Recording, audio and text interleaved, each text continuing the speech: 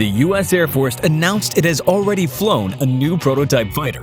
While the U.S. military's fifth-generation F-35 Joint Strike Fighter jets are still rolling off the production line and deploying across the globe, work has already begun on a futuristic sixth-generation fighter, an aircraft that may have increased stealth, drone companions, boosted artificial intelligence, and even the ability to heal itself when damaged. Most observers did not expect a new fighter for another decade. The fighter, about which we know virtually nothing, has already flown and broken records. The U.S. Air Force's secret new fighter jet, which is designed, built, and tested in just 1 year, will feature some kind of artificial intelligence co-pilot, a trusted computer algorithm that human pilots can rely on to assume critical tasks in the air. A few clues about NGAD have trickled out since the initial announcement, such as which defense contractor likely built the plane. The NGAD will have an AI-assisted co-pilot, maybe even R2. That's the call sign, aka R2, that Roper and his team used to train the world-leading computer program NanoZero to operate a U-2 spy plane in September 2020 in California, marking the first time AI has controlled a U.S. military system. An AI-assisted co-pilot could take on relatively simple tasks such as communications, monitoring for threats, network security, and navigation. R2 Nano, which took over and tied together a U-2's navigation and sensors to search for missile launchers, is seemingly on the more advanced end of the AI cockpit buddy spectrum. Meanwhile, a human pilot could concentrate on tasks reserved for humans, such as flying the plane, authorized weapons releases, approving changes to flight plans, and communicating with other humans at home base, in the air, and on the ground. The AI could even free the pilot to use the most important tool available to the human mind, an imagination, to look at a developing situation and turn it to his or her advantage. R2 Nano is used to operate Lockheed Martin's U-2 spy plane radar system using NanoZero gaming algorithms, a leading computer program that has been used to beat human players in chess, Go, and video games. R2 Nano successfully flew aboard a U-2 Dragon Lady for the first time in Department of Defense history during a reconnaissance training mission conducted out of Beale Air Force Base in California on December 15th. During the mission, it was responsible for sensor employment and tactical navigation during a simulated missile strike in order to find enemy launchers. The human U-2 pilot concentrated on finding the enemy aircraft and shared the use of the radar with the AI co-pilot, who manipulated the sensor using insight previously learned from over 500,000 computer-simulated training iterations. While R2 Nano was designed to take the workload off of U-2 pilots, the technology can easily be transferred to systems for other combat planes. Air Combat Command's U-2 Federal Laboratory researchers developed R2 Nano and trained it to execute specific in-flight tasks that otherwise would be done by the pilot. Putting AI safely in command of a U.S. military system for the first time ushers in a new age of human-machine teaming and algorithmic competition. The so-called Next-Generation Air Dominance NGAD fighter would be a follow-on to the Lockheed Martin F-22 stealth jet, which is a fifth-generation fighter. Yet instead of just one fighter, the Air Force envisions a system of systems that includes piloted and unmanned aircraft. Lockheed Martin and the Boeing Corporation are working on concepts for a sixth-generation fighter, but the Air Force hasn't picked a contractor for it or even officially started a competition. Meanwhile, requirements for a future sixth-generation fighter aren't clear yet either. The NGAD has come so far that the full-scale flight demonstrator has already flown in the physical world. It's broken a lot of records. There are some technological advances many have come to expect out of a fighter that would earn the sixth-generation distinction.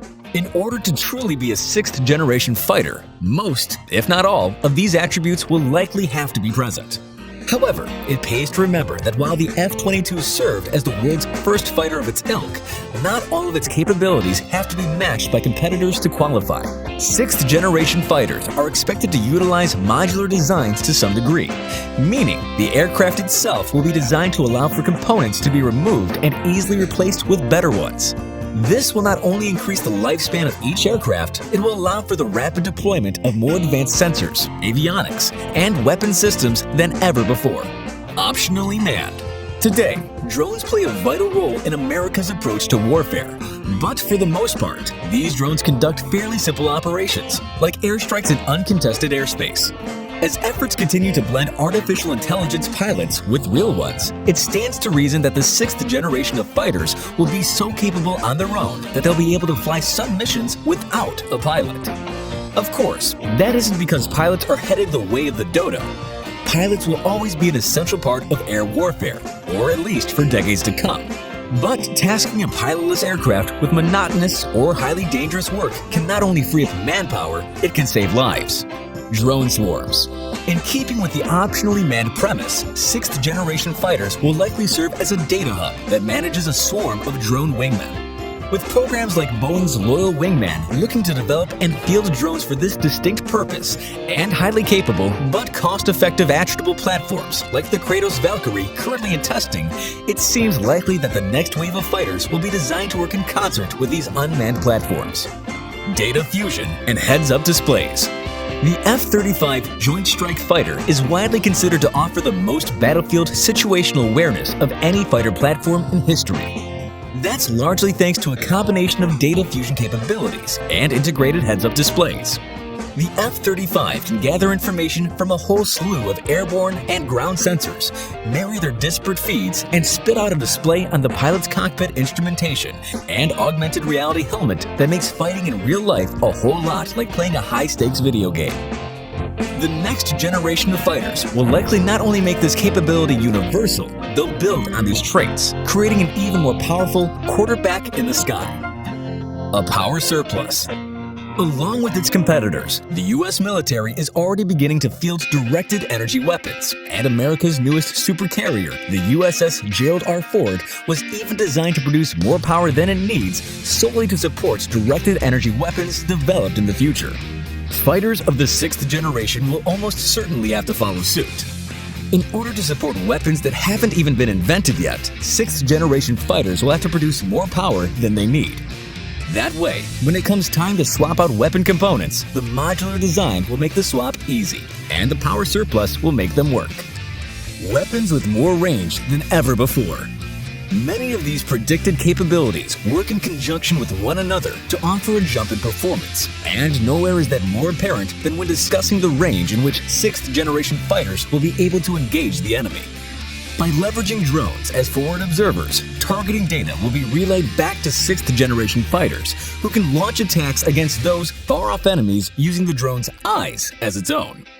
The Marine Corps has already demonstrated the ability to relay targeting data from an F-35 to a nearby M142 HIMARS artillery rocket system, which was then able to engage the opponent on the F-35's behalf. This capability will become increasingly commonplace in the years to come, as ground and other air assets begin to serve as magazines for stealthy, data-fusing aircraft. 6th generation fighters will be expected to operate in highly contested areas that could even make F-35 and F-22 pilots sweat, and as such, they'll have to be highly survivable.